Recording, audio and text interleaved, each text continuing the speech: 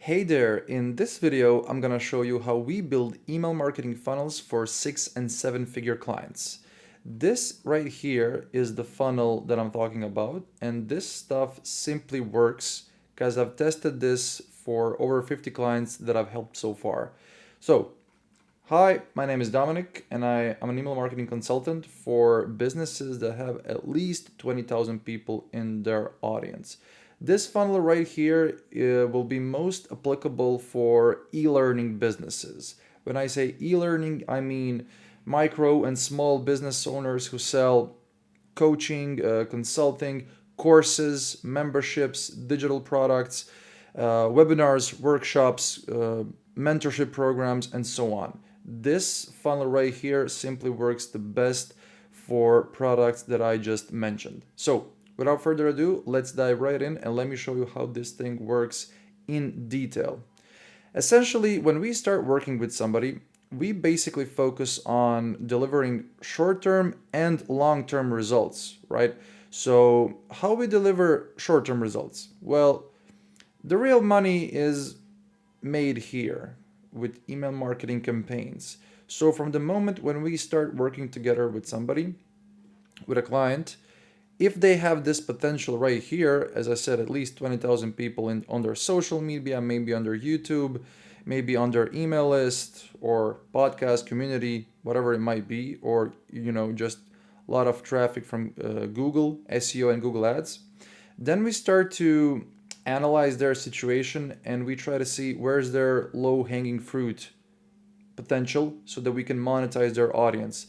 For example, if they already have an email list, and let's say they have 10,000 people on their email list, we try to see, okay, how many of these people bought, how many of these people haven't bought anything at all. What are the new products that are maybe coming out this month, or maybe it's Black Friday, or maybe it's a summer promotion, or maybe you know you're organizing a new webinar or a masterclass or a workshop. So essentially, from the day one that we start to work together, we analyze what's going on in your business and where's your low hanging fruit potential, and we immediately send email marketing campaigns to selected segments of your audience.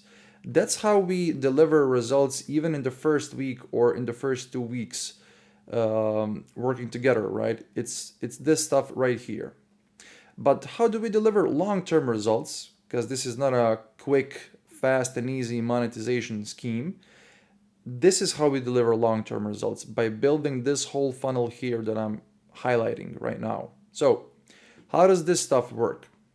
Well, if you have all of these platforms, of course you don't need to have all of them. You just need to have at least 20,000 people and a couple of them overall.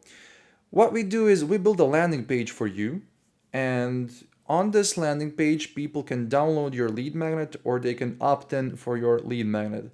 It depends on what's your lead magnet type and format, right? So if they will download your lead magnet, it's mostly gonna be like a checklist or a template, swipe files, PDFs, but if they're gonna opt in, it's mostly gonna be mini courses, challenges, quizzes, and so on. So the lead magnet heavily depends on the offer that our clients have. How many offers do they have?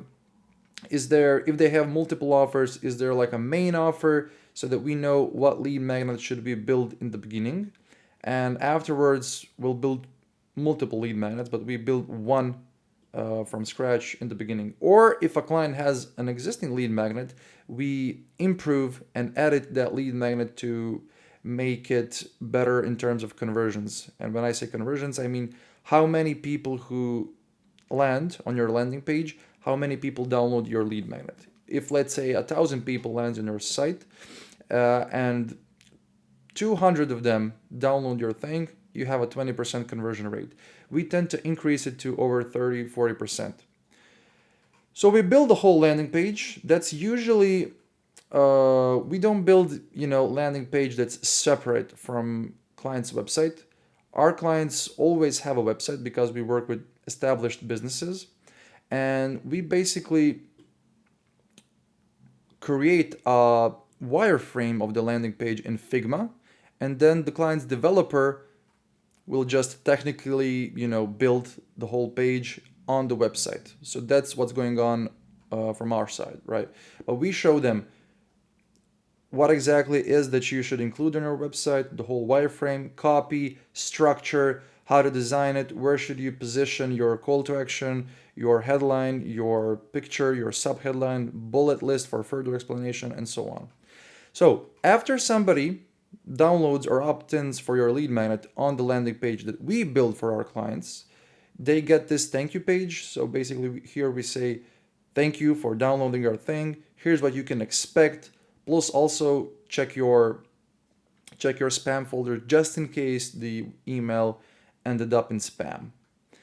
And after this thank you page, or on the thank you page itself, depending on how do you want to frame it, we can try to upsell them with something. It's usually front-end offers under $100. So here's where we're trying to get, well, let's call it instant money, right? And especially if we're running paid ads to this landing page right here, we'll try to make this, as Russell Brunson says, self-liquidating offer. So if somebody downloads your free thing and a certain percentage of those people who download this upsell and immediately buy something for let's say $50, you're basically immediately having a return on your investment and you're buying leads for free. So these front-end offers are usually books, courses, templates, I don't know, bundles, toolkits, whatever you might have. And in this phase, we're basically collecting leads.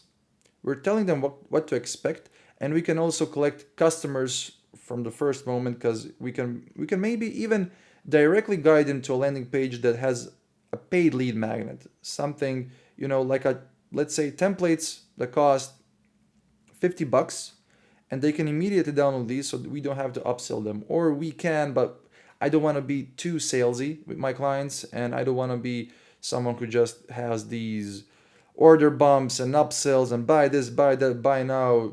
It's kind of scammy and too pushy for me. That's my taste. My clients also don't like that. So when this happens, and when they download or buy something from you in the beginning, they become your lead, your email subscriber. They enter our active campaign. This is the dominant email marketing tool that we use for our clients. We use other tools such as MailerLite, MailChimp, ConvertKit, Klaviyo, but this is the Drip, but this is the most common one that we use. But it can be anything. It doesn't matter what tool the client uses. If they want to switch here, we make them switch. If they don't have an email marketing tool, we open an active campaign account for them. However, if they're using, let's say, ConvertKit and they don't want to switch, it's completely fine. They don't have to go to active campaign. Then they're basically added to the subscribers list, and segment is added based on what lead magnet did they download. This is especially important if you have multiple lead magnets. So what happens after they download your lead magnet? Well, they enter your welcome flow. It's nothing else but a nurturing sequence of emails, usually up to 10, 15 emails max, that they received in the next couple of weeks after downloading your lead magnet. And this welcome flow, or as I said, nurturing sequence, is nothing but a bridge between your free lead magnet and your offer, the paid stuff, the paid thing that you're selling. This is the bridge that connects those two. So this is how you should view your welcome flow. And here we're basically educating people with your service or your offer. How does it work? But not necessarily your service from the beginning. Here we're educating them, about their pain points, and then how your type of offer usually works, and what are the common misbeliefs, misconceptions. What are some case studies that you've done for your clients. That's basically when you're doing soft selling, and you can then invite them later on, or hard selling depending on the email, and you can later on in the PS section you can include, if you want results like these people from case studies, you can book a call with us, or you can buy our course, or whatever it might be that you're offering, right? So that's what we're doing here. We're leading with value and we're positioning ourselves as the expert, and we're building the know like trust factor. In the first couple of emails, we're going deep on collecting replies, because these replies here, there's a saying, repliers are buyers. So the more people reply on your email, the more the next email, in their perception, will not feel like, oh my God, here's another email, they're spamming me. It will feel like you're continuing this conversation, because you got an email, they got an email, they replied, they get another email. It's basically, you're just continuing the relationship.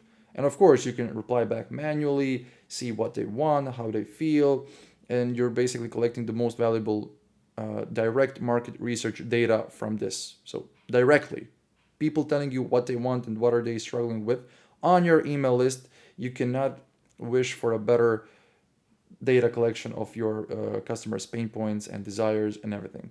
So this is what we're doing in the first 10 days. And the goal is to nurture them, educate them, and convert a certain percentage of these email subscribers into paying customers. So we're doing that, as I said, here with 10 emails. And only after this, after the 10th day or maybe 15th day or 25th day, whatever, they enter your newsletter list. So this is a list that only people who finished your welcome flow will receive these emails. These emails right here, we usually send them once per week, and they're mostly about value, about what's new in your business, about some new stuff, maybe new blog post or new video content that you can share, or you can always share with them some templates, some tips and tricks from the week, what you've been up to, and just overall useful stuff. However, not only will they receive your newsletters so that you can stay on top of their mind, as I said, this is where the real money is made, campaigns.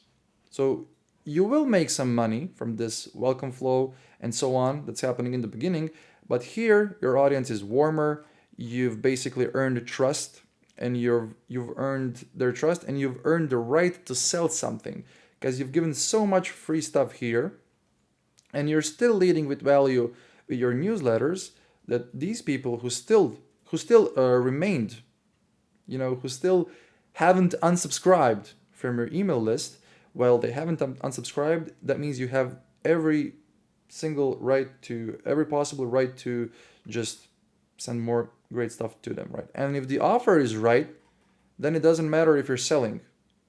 So that's the whole mindset. So here we're basically, as I said, we're doing discounts, new product launches, webinars, masterclasses, workshops. Maybe it's Black Friday. Maybe our client has a special offer for, I don't know, customers only. Maybe our client is hosting a giveaway. Maybe it's their birthday or it's their company's birthday. So we're launching something special for them and we're promoting our stuff. Usually here, what we do is we write and segment and send and schedule, if necessary, all of the emails. We structure the whole content strategy and whole content plan. For example, let's say our client is having a webinar, and on the webinar, they want to get as many people registered, as many people who registered to actually show up, and as many people who actually showed up that they actually buy something, right? So this is what we're doing here. When they register, we schedule 3 email campaigns that are reminders to increase show up rate. Then the client, just holds the webinar, and then afterwards we send 3 to 4 emails that give them the reply of the webinar. Plus, we're trying to sell something. In the next email, we're gathering feedback and engagement. In the email next, we're reminding them about the benefits and bonuses, and then we send like a last chance email. This is just a simple framework that just simply works, because we tested it multiple times for a lot of different clients selling different stuff, and it works. And this is what we will do in, for example, this campaign. Maybe this is happening for 1 week or 2 weeks. And after this finishes, then maybe it's Black Friday, maybe it's your birthday. Then we do Basically, every single month, we tend to do at least one campaign, if not two, but one is minimum, because otherwise we wouldn't be able to collect or to generate consistent cash flow for our clients if we were not running campaigns. But this is only applicable, and this is only going to deliver real results, consistent cash flow for those who have, as I said in the beginning, this right here, audience, because that's the only leverage that we need from our clients.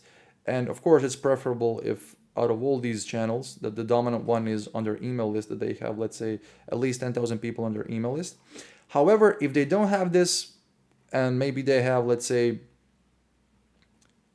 100,000 followers on their LinkedIn, then we can easily build an email list, because they have such a huge following that whatever they put, thousands of people will download will download their lead magnet. So we can build an email list fast. But of course, if they have this, then from the first day we can just deliver results for them. And this is just a welcome flow, and these are just newsletters and campaigns. So what about other flows? Because we're heavy into sequences and flows and automations. So we have abandoned checkout flows, we have post-purchase flows, and we have abandoned cart flows. Those are the main flows that most of our clients use. There are some other flows as well, but these are the main top 3, top 4 ones, so I'm mostly going to talk about them. When somebody is inside your welcome flow, we don't want to spam them too much with additional flows, because if they're receiving an email every single day for the next 10 days, we don't want them to receive, if they buy 5 extra emails, which would basically mean that for 5 days straight, they would receive 2 emails per day every single day. Even me, or even us who think that emailing people regularly is a great thing, that's an overkill, like even for us and for our standards. So we don't want to spam them. Yeah, so that's basically what I'm trying to say. So in the first 10 days, we're going light on these. So we're not picking any extreme. We don't want to spam them too much. We don't want to use these. We do not want to not use these emails at all. Sorry, flows. We want to send them something that's just one email. For example, if somebody on the 4th day clicks on your, let's say, video content that you shared plus soft sell, they land on your sales page, they get to your order page, and they abandon your checkout page. We want to send them just one email. Hey, did you forget something? Click here and you can return and complete your purchase, right? But for example, if somebody's here in your campaigns and they finish this welcome flow and then they abandon your checkout page, we can ask them, hey, did you forget something? And if they still don't buy the next email, hey, here are some testimonials and frequently asked questions about the offer that you abandoned. And if they still don't buy, here's last chance plus discount.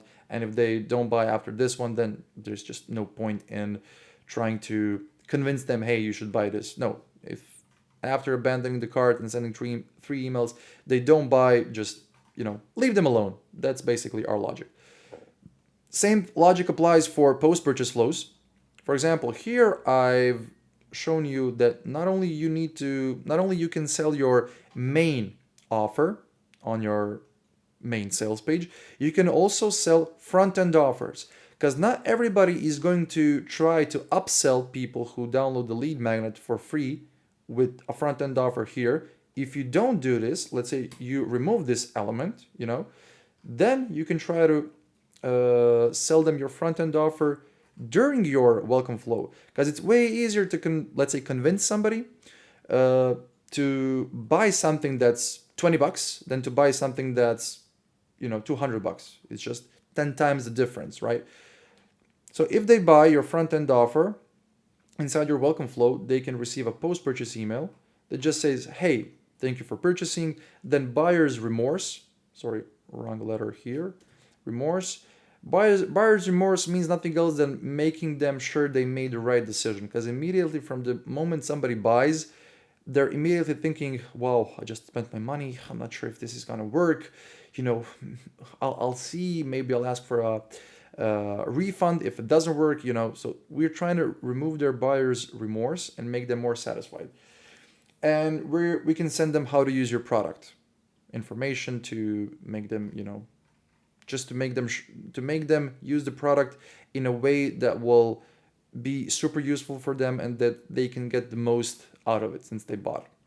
But for example, if on the ninth day, and this is just an example, it can happen even on the first day if somebody's warm enough. But if let's say on the day number 9, somebody buys your main offer, let's say your main course, your main package of courses, or your main membership course that lasts for the longest period of time, we can also send them just one email with same logic. And then, they're added to the customer list and we add them, well, they automatically receive this tag based on what product or what course or what offer did they buy.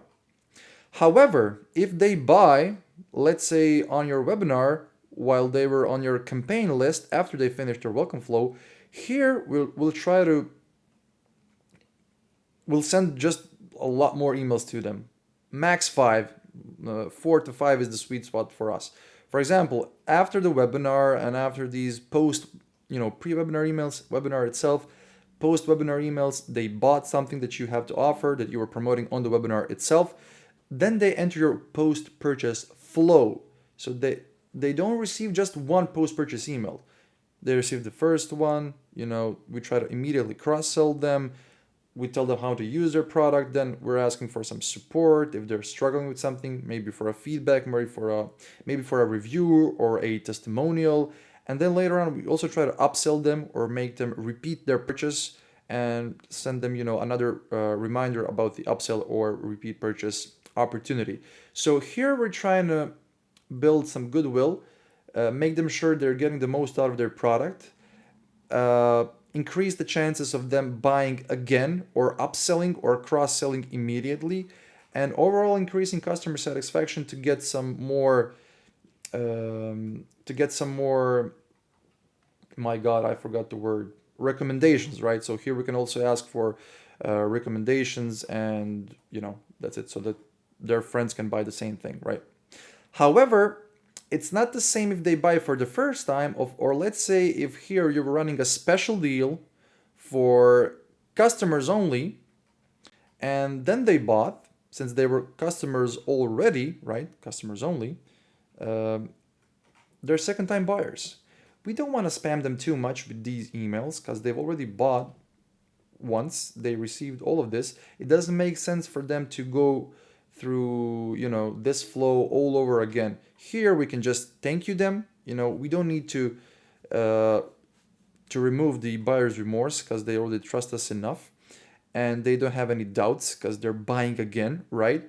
And here we can invite them to our, sorry, this is the wrong letter here, loyalty programs if we have them, or maybe we can include them to our special VIP list, or maybe we can ask them to, that they follow us on social media. These are the people that you'll value and treasure the most because they bought more than once from you, right? And you don't want to spam them, and you want to invite them just for special things.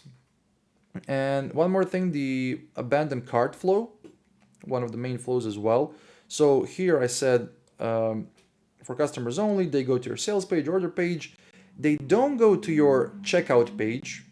They just abandon the cart from the page, without putting their details and so on. So they just add to the cart and they abandon it. That's not so warm or not super high. That's not a super high interest for purchase, as well as the abandoned checkout, because when they go to the checkout phase, that was basically the last step that they needed to take, and they abandoned it. This is just them adding it to the cart and abandoning it, right? So here we just want to ask them, did you forget something? Nothing more and nothing less, because it doesn't make sense for us to try to close the sale because they were not as interested as they were here, right? So this is how the whole email marketing funnel works. And what else do? We segment your email list based on their engagement. So whether somebody was opening or clicking your emails in the past, most likely like 90, 100, 120 days. and we segment it also based on their behavior.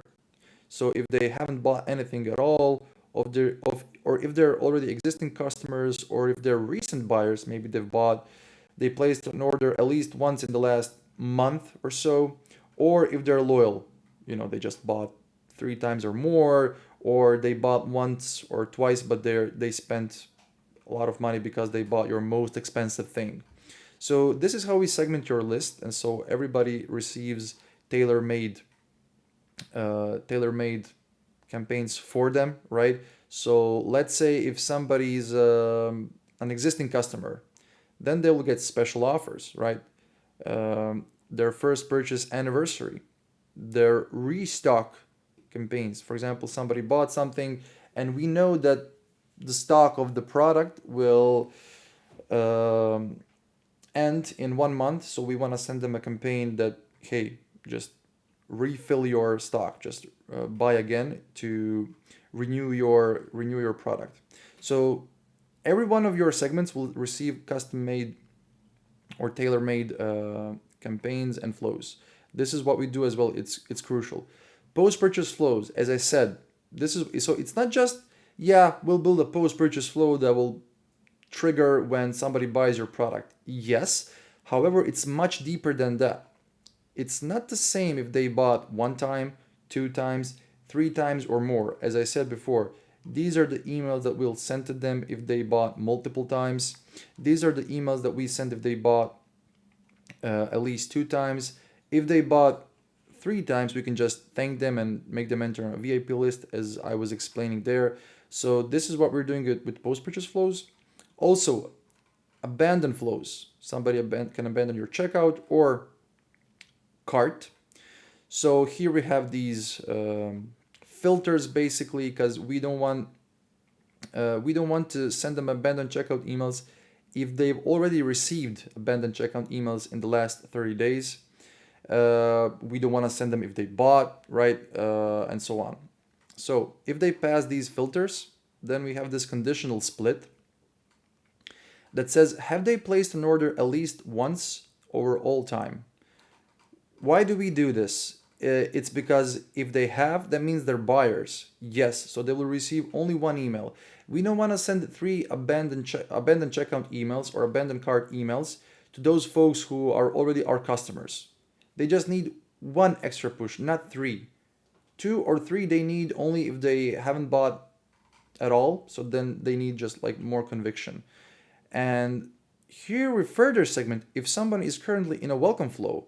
If they are, as I said here, we don't want to spam them too much in the beginning.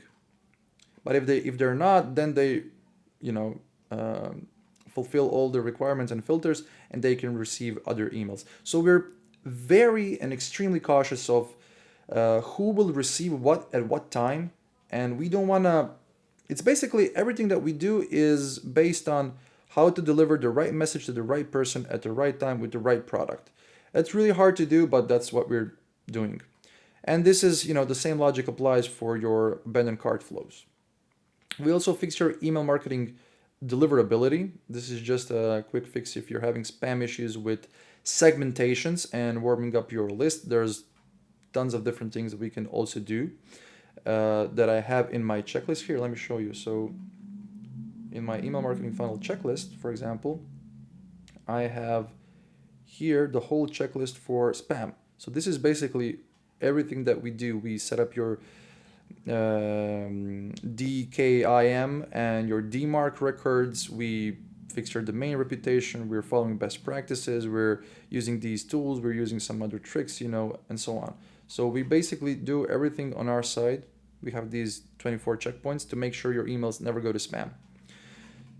And if your emails never go to spam, more people will see your emails. The more people see them, the more they will open. The more they open, the more they will click. The more they click, the more they will buy. That's the whole logic. But if you end up in spam, you're just cutting yourself right from the beginning, and you're losing them right from the beginning. That's your bottleneck. Your bottleneck cannot be deliverability, because even if you have the best flows and best campaigns, if nobody's seeing your emails, then what's the point?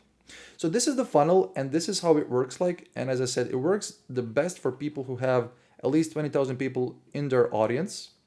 for people who understand the importance of email marketing, and for people who sell courses, memberships, masterminds, webinars, workshops, and just digital products overall. So, after we delivered short-term results, and after we've built this whole funnel, which usually takes us up to 2 months to build the whole thing, what next? You know, so not only do we manage your newsletters and your campaigns and write them and segment them and send them, later on we build multiple lead magnets. So, and for each lead magnet that we build, we have a special welcome flow that's for that, that's connected with that lead magnet. So we have, 4 to 6, usually 4 to 6, it can be 3 to 6 as well, lead magnets and welcome flows that follow them. We build multiple segments, because everything kind of branches at that point.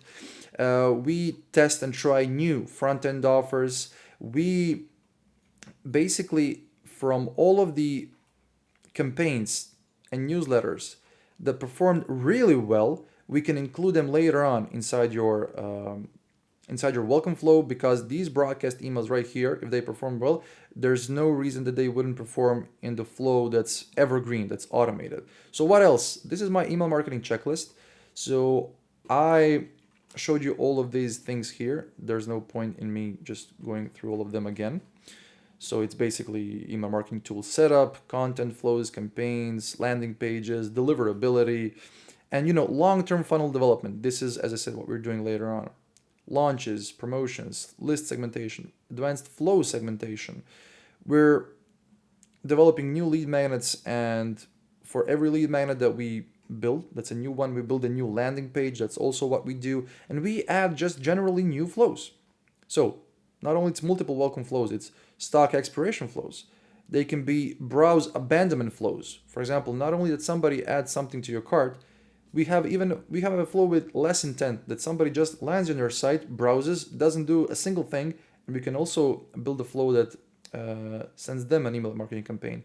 We can develop re-engagement flows, which is connected to this stuff right here when we do list segmentation. For example, if we can create a flow, if somebody hasn't opened your email in the past 90 days, send them an email, like a reminder email or a re-engagement email marketing campaign.